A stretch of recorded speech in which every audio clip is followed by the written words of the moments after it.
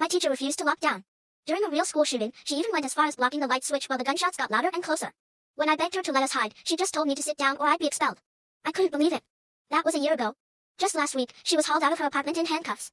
I was sitting in Miss Gray's AP history class when the announcement came through the PA, lockdown, lockdown, this is not a drill. We'd practiced this drill countless times since we were in kindergarten.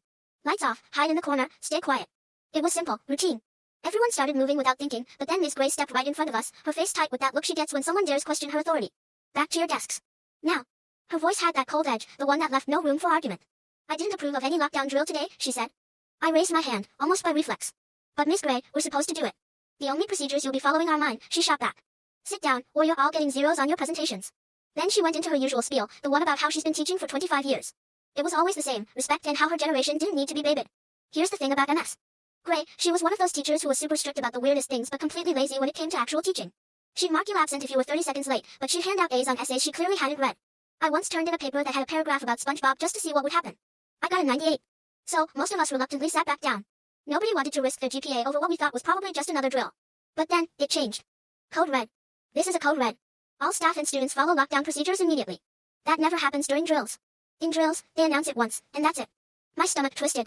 It felt like that anxious, hollow feeling I get before a big test I haven't studied for. Except this time, it was worse. I kept glancing at the door. The hallway was still lit up. Fluorescent lights shining brightly. In drills, the teachers always turn off the lights instantly. And then I heard it. Pop, pop, pop.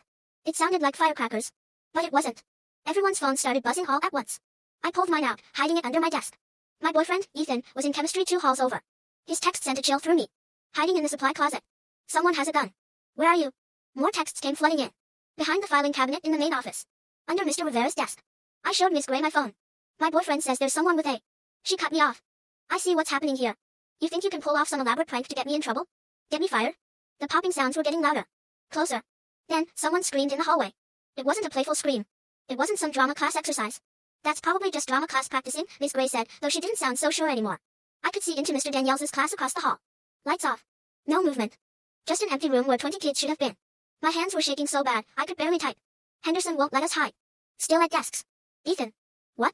Get to safety now. Liam, trying next. Sweet Liam, who never argued with anyone. Miss Gray, please. This is real. Feelings aren't facts, Liam. Sit down. I heard running outside, footsteps rushing by. They were all heading the same way, away from something. Or someone. The PA crackled again, but cut off mid-sentence. That's when we heard the shots. They weren't firecrackers anymore. Bang. Bang. Bang. It sounded like someone slamming a metal door, but sharper. Louder. Real. I got to my feet. We need to hide now. Sit down, or you're expelled. Miss Gray stepped in front of the light switch. I won't lose my job because you kids want to play games. Something in me broke. I didn't care anymore. I rushed toward the lights. That's when the chaos erupted. Half the class darted to the safe corner. The other half stayed frozen at their desks. Torn between following the rules we've always followed and that primal instinct screaming danger. Miss Gray grabbed my arm as I passed, but I yanked it free. She shouted about respect, about consequences. You're all hysterical. This paranoia is exactly what social media has done to you. Fear-mongering. But no one was listening to her anymore. Desks scraped across the floor as we rushed to barricade the door. Someone was crying. Another was praying. The ones who had been frozen finally joined us, squeezing into the corner. 23 teenagers trying to vanish. Everyone except Miss Gray. She stood at her desk. Arms crossed, fury radiating off her. The doorknob rattled. We all froze, holding our breath. The handle turned. Locked. Thank God. A shadow passed under the door. Then it stopped. We could hear breathing on the other side, or maybe it was just my heart pounding in my ears. Footsteps. Moving on. Those 10 seconds felt like an eternity. The SWAT team found us 40 minutes later. Miss Gray was still going on about how we overreacted to a simple drill. And a week later, we finally found out the truth. That's when they told us who the shooter was. Max Harper from my sophomore English class. The quiet kid who sat in the back, always sketching anime characters in his notebook. I was sitting on the gurney outside, the paramedic wrapping the blood pressure cuff around my arm. My body was shaking, like I had hypothermia, even though it was May. She kept checking my pulse, asking if I could breathe okay. But all I could think about was Jake walking past our door. Jake with a gun. Jake, who I had lent a pencil to just last week. Detective Martinez showed up, badge in hand and notebook out. She crouched down to my eye level and asked me to walk through everything that happened in Miss Gray's room. I told her about the announcement, about MS. Gray refusing to let us leave our desks. About the sounds getting closer. She wrote everything down, nodding when I mentioned turning off the lights myself. The parking lot was a scene of complete chaos, parents running in every direction, news vans setting up, and ambulances rushing off with their sirens blaring. Mom crashed through the police tape, still in her hospital scrubs, mascara streaking down her face. She grabbed me so tightly I could barely breathe, her hands checking my face and arms, looking for injuries that weren't there. She kept demanding answers from Detective Martinez about how Miss Gray could leave kids exposed during an active shooter situation. Ethan's mom was there, too, sobbing as she clung to him while he stood frozen, staring blankly ahead. Detective Martinez led me to a quieter spot and pulled out her tablet. She showed me screenshots of the texts I'd sent Ethan, telling him about Miss Gray not letting us hide. She said 23 other students had given the same account, how Miss Gray kept insisting it was just a drill even after the gunshots started. She told me that 2 students had died in the math hallway and 3 more were in the hospital. All from classrooms that followed lockdown procedures, except for one girl who got grazed by a bullet that went through a door. Dad showed up, taking over from Mom without saying a word. He guided me to his truck in silence. The radio stayed off the entire drive home, and we both jumped when a motorcycle roared past us at a red light. Our house felt off, too normal with its familiar smells of coffee brewing and laundry detergent. Dad made spaghetti, but I barely touched it. My phone buzzed non-stop with messages from everyone asking why Miss Gray hadn't let us hide. That night, I couldn't sleep. I just kept replaying those 40 minutes in my head. The next morning, an automated call from the district came through, saying school was canceled indefinitely and counselors would be available at the community center. Mom called in sick to stay home with me, but I locked my bedroom door and sat on my bed, thinking about how we almost didn't barricade ourselves in, how we almost stayed at our desks like Miss Gray had told us to. Channel 8 aired our school on every commercial break, and then MS. Gray's face appeared on the screen. She was standing in her driveway, telling the camera that she'd kept control during the chaos, that her students were alive because she didn't panic. Mom grabbed the remote and threw it so hard the TV screen cracked. Ethan sent me a link to a cell phone video filmed in Mr. Daniel's dark classroom, showing everyone hidden and silent while Miss Gray's voice carried through the walls, talking about manufactured fear. The timestamp showed 2:47 p.m. Right when she was blocking the light switch. The video had 40,000 views within 2 hours, and the comments were brutal. I spent the whole next day in my room, jumping at every creak of the house or car door slamming outside. Mom brought me soup, but I didn't touch it. The group chat kept buzzing with talk about lawyers and lawsuits, but I couldn't focus on any of it. That evening, Principal Clark called, using his usual principal tone to say that the district needed my written statement about Miss Gray's actions, separate from the police investigation. Mom grabbed the phone and told him I'd be providing it through our attorney, which was news to me, since I didn't know we had one. The next morning, Liam's mom drove him over because he needed to talk to someone who understood. We sat on the front porch, and he kept starting sentences he couldn't finish, talking about almost staying in his seat, about what would have happened if I hadn't turned off the lights. His hands were shaking, just like mine had been. Later that afternoon, Ethan's parents dropped him off. We went straight to the backyard, where the picnic table sat under the big oak tree. He rolled up his jeans, showing me the dark purple bruises covering both his knees from when he'd wedged himself behind the chemical storage shelves in the supply closet. His voice was flat as he told me how the shots had kept getting closer and how he knew I was just 2 halls away but couldn't do anything about it. We sat there for an hour, not really talking about it, but also not talking about anything else, while his fingers picked at the splintered wood on the table. By day 5, Mom had started making calls, scheduling appointments. By noon, she found Sophia Harris, a lawyer who specialized in school safety cases. Her office downtown was lined with newspaper clippings, headlines about negligence lawsuits and safety violations at schools all across the state. Sophia glanced through Mom's notes and said that what Miss Gray had done went far beyond poor judgment, that keeping students exposed during an active shooter situation was criminal endangerment. There's something deeply unsettling about how Miss Gray insists this is all fake, even with the gunshots echoing through the halls.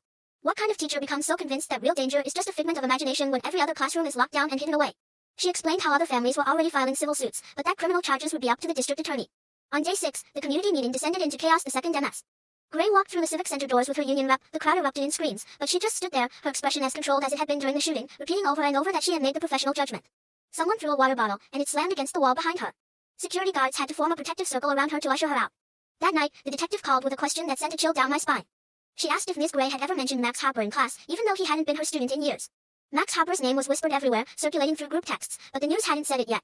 Day 7 arrived, and I finally dragged myself to shower and change out of the same clothes I'd worn for days. Dad was at the stove making pancakes, acting like everything was normal, but we both jumped when the doorbell rang.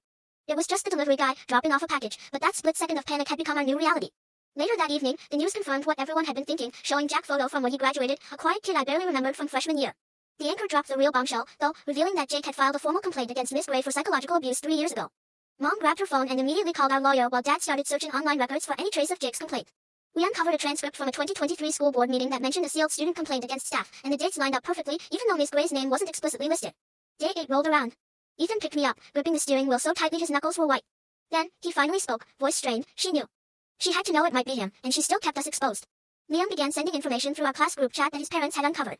3 other students from Jake's graduating class recalled how Miss Gray had singled him out. One girl, Chloe, said Miss Gray had failed Jake on a technicality that nearly kept him from graduating. The stories formed a clear pattern, showing how Miss Gray seemed to target certain students. Day 9 came, and the detective arrived at our house with a court order for Miss Gray's personnel file. She told Mom that they had found something disturbing. Jake wasn't the only one to file a complaint against her over the years. 6 others had done the same, but all were resolved without any consequences for Miss Gray.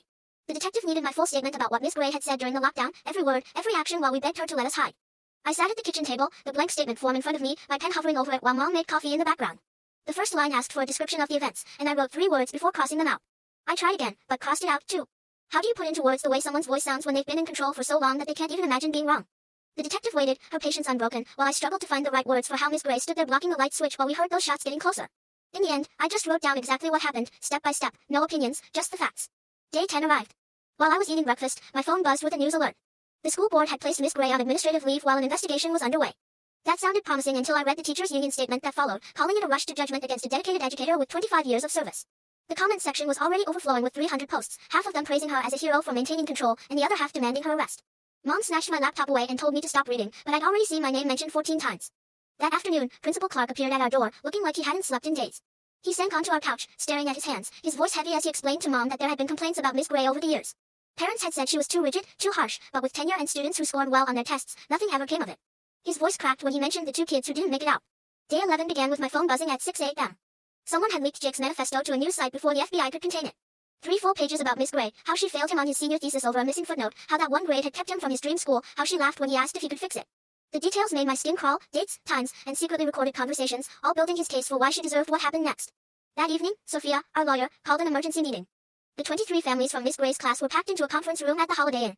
Sophia stood at the front with a stack of papers and dropped a bombshell. The school district had known about Jake's obsession with Miss Gray for months because his therapist had sent a warning 2 months before the shooting.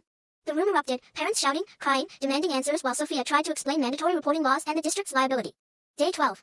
I woke up to 47 Instagram notifications. Miss Gray had appeared on a podcast called Truth in Education, spending an hour portraying herself as the victim of woke culture and teenage hysteria. She used my full name, called me a troubled student with attendance issues, twisting my grandmother's funeral into a reason I skipped class for fun. The host eagerly agreed, claiming that kids today were weak, couldn't handle structure, and needed safe spaces rather than real education.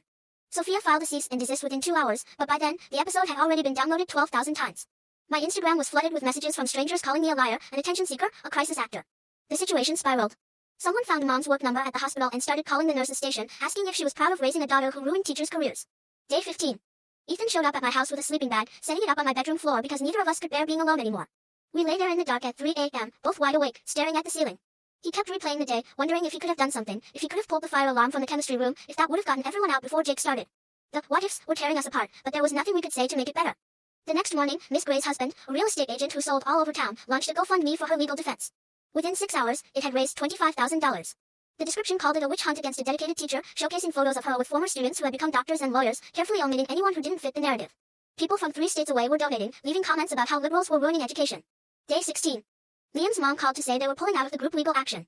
Her voice trembled as she explained that Liam's dad's construction company had lost 3 major contracts without warning. She kept saying they couldn't prove it was connected, but we all knew that Miss Gray's brother-in-law ran the largest development firm in town and golfed with half the city council. That afternoon, David Miller from my grade found me at the coffee shop. His phone was already out, shaking in his hand, as he slid into the seat across from me. He had been hiding in the main office during the shooting, pressed behind the secretary's desk where he could see the security monitor. He'd recorded the whole thing on his phone without thinking. The video was grainy but clear enough to see Miss Gray walking down the hallway 30 seconds after the first shots, not running, not ducking, just walking like it was any other day between classes, while Mr. Danielle's door was already barricaded and Mrs. Parker had her students hiding under desks. Daniel forwarded the video to Detective Martinez right then and there, his fingers shaking as he tried to hit the right buttons.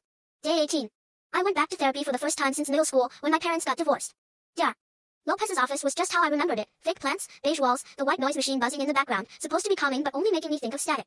I told her about the shadow under the door, about how I still hear Miss Gray's voice telling us we were being hysterical while people were dying down the hall. Dr. Lopez scribbled notes on her yellow pad and asked me to describe what I felt physically when I remembered it. Later that day, Daniel's video hit Twitter. By dinner, #BrownNew was trending with 35,000 retweets. People kept slowing the video down and zooming in to see her checking her phone while other teachers were pulling kids into classrooms. The timestamp was unmistakable. This was after the shooting had started. News vans showed up at Daniel's house, and his parents had to take him to stay with his aunt in Boston. Day 16. Detective Martinez called me in to watch the footage with a specialist from the state. The specialist kept pointing at the screen with her pen, making notes as I sat there, watching in silence. She pointed out how there wasn't even a flicker of surprise on Miss Gray's face when the shots rang out, just this eerily calm decision to keep walking. They were building a case for willful endangerment, she said, which could result in up to 5 years in prison. Mom picked me up from the station, her grip tight on the steering wheel, and drove straight to the district office, where she filled out the paperwork to pull me out and start homeschooling. Miss Gray calmly walking down the hall while other teachers scrambled to barricade their doors. That kind of detail was like gold to lawyers and made insurance companies reach for their checkbooks. Mom drained 3 weeks of vacation time she'd been hoarding for years, telling me she didn't care about my college applications. What she cared about was me being alive. We ended up crying in the kitchen, while the pasta boiled over on the stove. Day 17. Miss Gray's lawyer held a press conference on the courthouse steps, flanked by 3 of her former students, all dressed in suits. One of them, now a state senator, rambled about rushing to judgment and promised to investigate the investigation. The lawyer insisted that the video had been tampered with and demanded an independent analysis. Ethan's parents didn't wait for any of that. They transferred him to St. Mary's private school the very same day. His mom said they couldn't sit around waiting for the system to work. Ethan texted me constantly from his new school, his guilt gnawing at him for leaving, though I kept telling him to go, to get out while he still could. Our phones became our lifeline, both of us waking up at 3 a.m. and texting to make sure the other was still there. Day 18. I couldn't sleep again, so I started searching for anything about Miss Gray. I found an old Reddit thread from 2019 where someone asked, "Who was your worst teacher?" 3 separate users mentioned her by name, describing her mind games and how she picked one student every year to make their life miserable. The thread had been deleted, but the cached version was still on the Wayback Machine. I screenshot everything and sent it to our lawyer. Day 19. The school board meeting was complete chaos. Parents were screaming at each other across the auditorium. Half of them were demanding Miss Gray's immediate arrest, while the other half insisted she was being unfairly scapegoated. One woman yelled that Miss Gray had saved those kids by maintaining order. Liam's dad stood up, even though they had withdrawn from the lawsuit, and shouted that Miss Gray had nearly gotten them all killed. Security had to evacuate the entire room while people kept fighting and pushing in the parking lot. The next morning, Sophia Green, Daniel's mom, filed for a restraining order. Miss Gray's supporters had been showing up at our houses, taking photos of our front doors, and posting them online with our addresses. The judge ruled that without direct threats, it was just free speech. Sophia sat in the courtroom, tears streaming down her face, while the judge explained that taking pictures from public property wasn't illegal. That night, I couldn't sleep. I kept scrolling through my phone, reading the comments defending Miss Gray.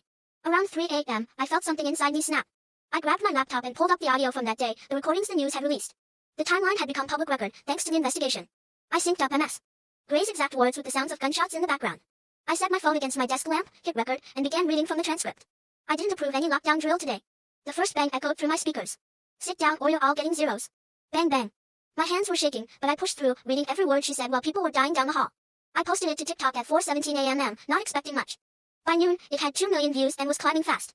Other kids from school started sharing their own videos, showing how their teachers had acted during the lockdown. Mrs. Parker from Spanish had her students under desks in 8 seconds. Mr. Daniels had his entire class hidden in the storage closet before the second announcement. Coach Harris carried 2 freshmen who froze into the equipment room.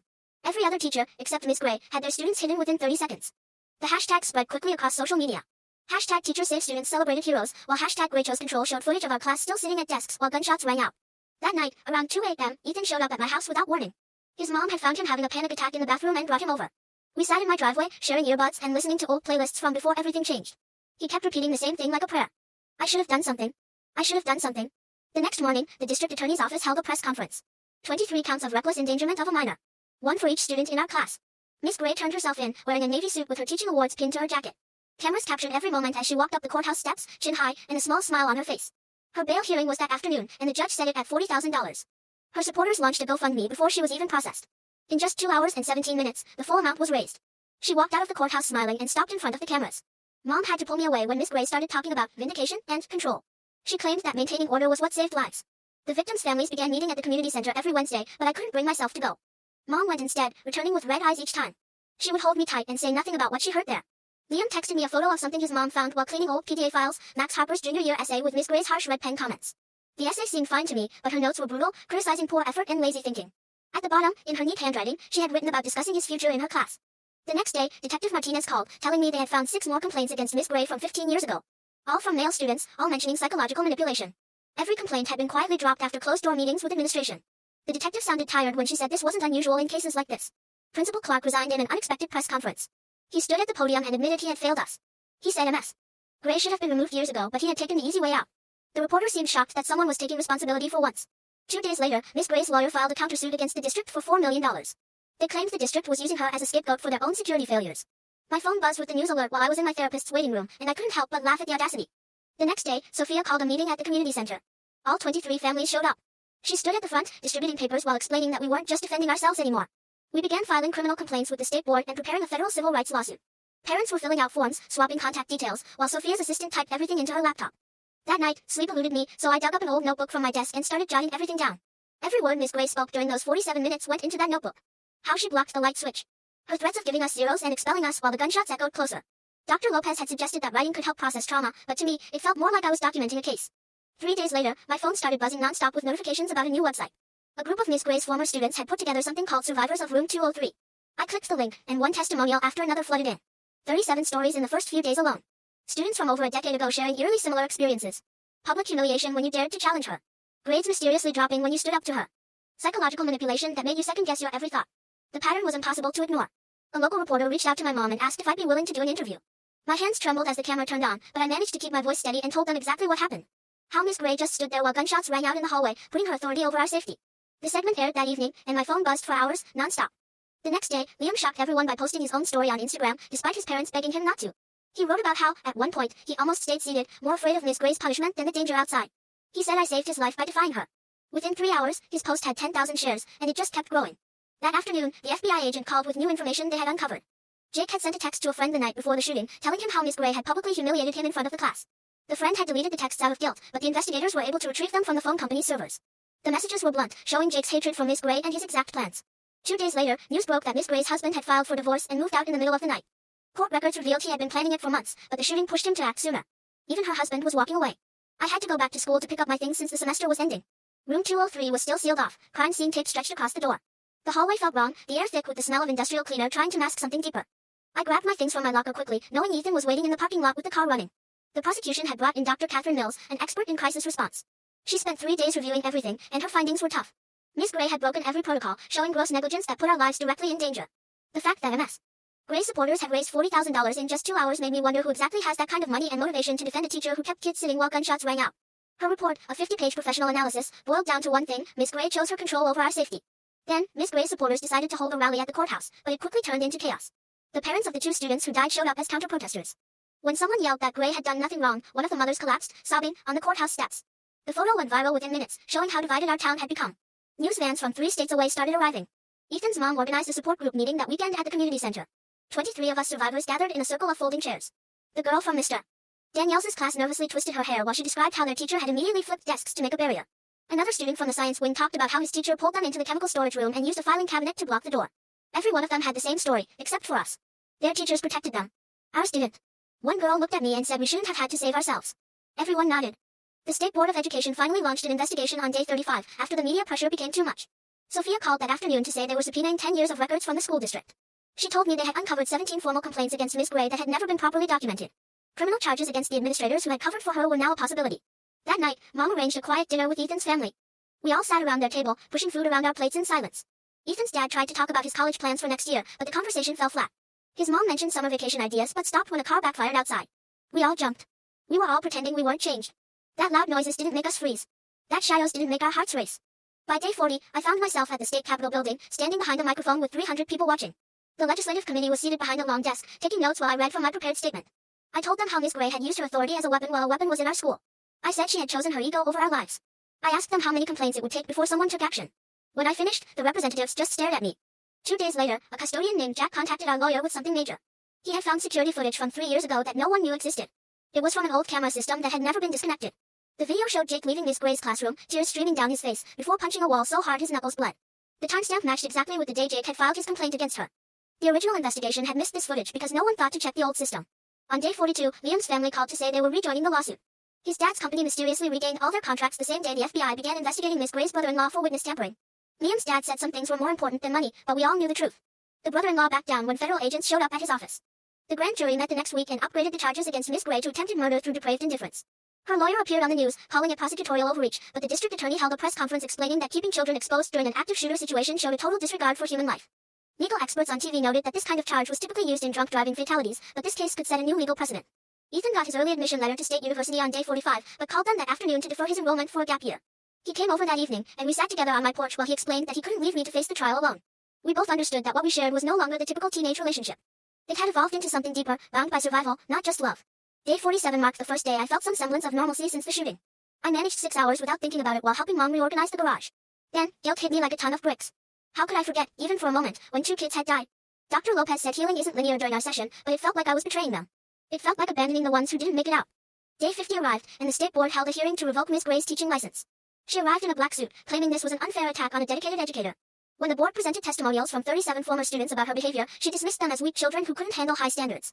Several board members visibly recoiled. The chairperson had to call for order twice when Miss Gray started shouting about cancel culture. They voted unanimously to revoke her license and referred the case to the Attorney General for further child endangerment charges across her career. The following weeks passed in a blur of legal meetings and therapy sessions until Detective Martinez called me on day 52 with news that made my hands shake so badly I dropped my phone. She'd been going through old district files when she discovered a sealed folder from 2009 regarding Miss Gray's transfer from Maplewood High. A student there had attempted suicide and left a 3-page note naming Miss Gray as the source of her daily humiliation. Instead of investigating, the school quietly transferred Miss Gray to our district because the superintendent's wife was Miss Gray's cousin. Within hours of Detective Martinez leaking this to a reporter, my phone started buzzing with notifications from a Facebook group called Survivors of Patricia Gray, which had quickly grown to 200 members. Former students from 3 different schools shared stories spanning 25 years, all describing the same behavior: public shaming, contradictory instructions followed by punishment, and gaslighting students about what she had said minutes earlier. One former student from 1998 wrote about how Miss Gray told her she was too stupid for college in front of the entire class, then denied it when her parents complained. Another student from 2003 talked about being made to stand in front of the class while Miss Gray listed everything wrong with his essay, even mocking his stutter. The pattern was always the same, and administrators consistently chose to transfer her rather than address the complaints. 2 days later, Mom drove me to meet the Johnsons and the Riveras, the parents of Michael and Sophia, who had died in the shooting because they stayed at their desks per Miss Gray's instructions. Mrs. Wright held my hand as tears ran down her face, saying she didn't blame any of us survivors. Mr. Rivera's voice broke as he said that we fought to save ourselves, but their kids never had the chance because they followed the rules. We sat in their living room for an hour, crying together, looking at photos of Michael and Sophia from prom, just 3 weeks before they died. Later that afternoon, Sophia called with updates about the prosecution's strategy. What she told me made me rush to the bathroom and throw up. They had evidence that Miss Gray knew Jake was likely targeting her based on prior incidents where he confronted her after class. But instead of acting, she intentionally kept us exposed as a form of psychological manipulation. The prosecution planned to argue that she had used us as human shields to protect her ego, willing to risk our lives rather than admit she was wrong about the lockdown. The truth was worse than we imagined. She viewed us as pawns in her control game, even with a shooter roaming the building. By day 56, the school district's attorneys were in full panic mode and offered a $30 million settlement to be split between the families, admitting no fault but acknowledging failures in oversight. Some families accepted it right away, unable to take on years of legal battles, but my parents and 12 others refused to settle for just money. We wanted justice. 2 days later, Ethan picked me up to visit the memorial outside the school. Hundreds of flowers, teddy bears, and photos lined the front steps. Someone had placed a copy of the student handbook, with the lockdown procedures highlighted in yellow, along with a note that read, "These rules save lives when followed by teachers."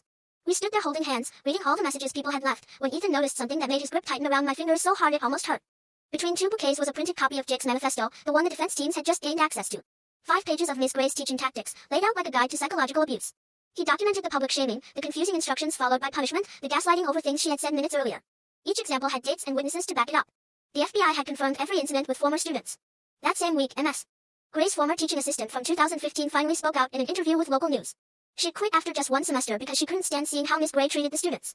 She reported it to Principal Clark, but nothing was done because Miss Gray had tenure and the union would fight any attempt to discipline her. Another administrator had chosen the easier path, turning a blind eye to the damage. Then Jack, the custodian, discovered old security footage from an outdated camera system that no one had bothered to disconnect. It felt like something out of a movie, but sometimes life really does hand you crucial evidence right when you need it. Liam's deposition came on day 62, and his parents later sent me the transcript because they were so proud of how strong he was. Apparently, his voice never faltered when he said that Ms. Gray taught them authority was more important than safety, but that day, he showed everyone that survival was all that truly mattered. The prosecutor asked if Liam blamed me for defying Miss Gray, and Liam responded that I was the only adult in that room who acted like one. He said a 17-year-old girl had shown more leadership than a woman with 25 years of teaching experience. The next morning, the FBI showed up at Ms. Gray's brother-in-law's house with a warrant for witness tampering and obstruction of justice after they caught him on a wiretap threatening Liam's father's business partners unless Liam changed his testimony. Miss Gray's whole support system was unraveling as people realized how far she'd gone to protect herself. She hired private investigators to dig into the backgrounds of students' families, using her brother-in-law to pressure anyone who might testify against her. 2 weeks later, I sat at our kitchen table with Sophia, the prosecutor, as they spread out pages for my victim impact statement. She pushed a legal pad toward me, urging me to hold nothing back, saying the jury needed to understand everything Miss Gray had done that day. Ethan sat beside me, his hand on my knee under the table, while I wrote about how she had kept us sitting at our desks while a shooter walked through the halls. I wrote until my hand cramped, then typed on my laptop, then wrote some more. The words started out angry, then turned sad, and finally just felt exhausted. Sophia read through my draft and nodded, telling me this would help the jury see the truth. 2 days later, the court clerk called to say the trial was scheduled for 3 months later. 3 months of waiting. I tried to focus on normal things, like SAT prep and college applications, but how do you write about your future when you almost didn't have one? The Common App essay asked about a challenge I had overcome, and I stared at the blank page for hours. Then, on day 60, my phone blew up with messages from Liam. Miss Gray had sent an email to his parents, claiming their son was confused about what happened and suggesting they take him to therapy to help him remember correctly. Within 2 hours, the prosecutor had her arrested. News fans showed up at her house, catching her being escorted out in handcuffs as she shouted about being persecuted for maintaining order. The judge called an emergency hearing the following morning. I sat in the gallery, watching as the prosecutor presented the email and explained how Miss Gray had violated her bail conditions by reaching out to witnesses. The judge didn't even let her lawyer finish before revoking her bail. Court officers moved toward her, and she quickly stood, knocking over her water glass. For the first time since all of this started, I saw real fear in her eyes as they cuffed her. She looked directly at me as they led her past the gallery, and it hit her, she wasn't in control anymore. 2 nights later, Mom found me sitting at the kitchen table at 3 a.m., surrounded by drafts of college essays. My Common App essay was about the day I chose to survive against Miss Gray's orders. Mom read over my shoulder and asked if it was too difficult to write about. I told her it was important, that this was who I was now. We both knew I would never be the person I was before that day. The trial began 3 months later on a cold Monday morning. The prosecutor's opening statement included playing the audio from my phone, recorded for a class project. You could hear the shots getting closer, students crying, and Ms. Gray's voice clearly saying we were being hysterical and fabricating fear. Several jurors covered their mouths. Miss Gray sat at the defense table in a gray suit, still acting like she was the victim. The next day, I testified for 4 hours straight. The prosecutor walked me through every second of those 47 minutes, having me describe where everyone was sitting, what Miss Gray said, and how she blocked the light switch. Her lawyer tried to paint me as a rebellious teenager who just didn't respect authority, but I stayed calm and simply stuck to the facts. When he asked why I defied a direct order from a teacher, I looked at the jury and said, I chose to live, while she chose her ego. There was dead silence for about 10 seconds. On day 3, Ethan took the stand and talked about getting my texts, about hiding in the supply closet while knowing I was in danger. His voice cracked when he described the moment he thought I was dead because I stopped responding. Miss Gray's lawyer objected, calling it emotional manipulation, but the judge allowed it, saying the jury needed to hear the trauma caused by keeping us exposed. Ethan had to take 3 breaks to compose himself. Day 4 brought a huge shift. The prosecution had enhanced the security footage audio using FBI technology, and we could hear things we hadn't caught before. At 9:47 a.m. Right after the first shots, Miss Gray's voice came through loud and clear. If this is real, they deserve what they get for not respecting me. A juror actually gasped. Even her own lawyer looked stunned because this wasn't included in any of the discovery materials. The judge had to call a recess when people in the gallery started shouting. Day 5, Miss Gray decided to testify despite her lawyer advising against it. She sat in the witness box, claiming she maintained perfect order, that we were never truly in danger, and that she was being persecuted for maintaining high standards. She said she was protecting us from panic and that running around would have been more dangerous. The prosecutor let her speak for 20 minutes before asking one question that silenced the entire courtroom. Did you recognize Max Hopper's voice when he was in the hallway outside your classroom? Miss Gray froze. Her mouth opened and closed like she couldn't find the words. After about 15 seconds, she whispered, yes. The courtroom exploded into chaos, people shouting, crying. The judge had to bang his gavel repeatedly to restore order. The prosecutor stood up slowly, walked right up to Miss Gray's face, and asked the question everyone was thinking, but nobody wanted to say out loud. Did you know it was Max Hopper in that hallway? The same Max Hopper who filed 3 complaints against you last year? Miss Gray's hands shook. Her face turned from red to white to gray in a matter of seconds. The whole courtroom held its breath, waiting for her answer. Finally, she snapped and started yelling that Jake needed to learn respect, just like all of us. The jury exchanged shocked looks, and one woman in the back row began sobbing. 3 weeks later, we all returned for verdict day, and you could feel the tension in the air, thick like electricity. The jury deliberated for 6 hours, but when they returned, they found her guilty on all counts. 23 charges of putting children in danger, plus something called depraved indifference, which sounded even worse. Miss Gray collapsed in her chair when they read the verdict, and for the first time, she looked scared instead of angry. The judge stated she could face up to 25 years in prison, and the families of the 3 children who died started sobbing. 2 weeks later, I had to read my victim impact statement at sentencing. My hands were sweating so badly I could barely hold the paper, but I forced myself to look at her while I spoke. I told her that she taught me that being in charge without thinking was dangerous, that trying to control people without caring about them was just cruelty. I said I'd carry those 47 minutes with me forever, but she would have to carry the burden of what she chose to do. The judge sentenced her to 19 years with the possibility of parole after 11. When the guards placed the handcuffs on her, she turned to us and muttered that she was just maintaining standards. Even then, she still didn't get it, and that was, perhaps, the worst part. A month later, Ethan and I sat in his car, watching workers install new metal detectors and security cameras at school. We were different now, tied together by what happened, but changed deep inside. Ethan squeezed my hand and said we survived, and this time, it wasn't a question. Liam went to the school board meeting that spring and delivered an incredible speech about fixing the way they handle teacher complaints. His voice was steady and powerful.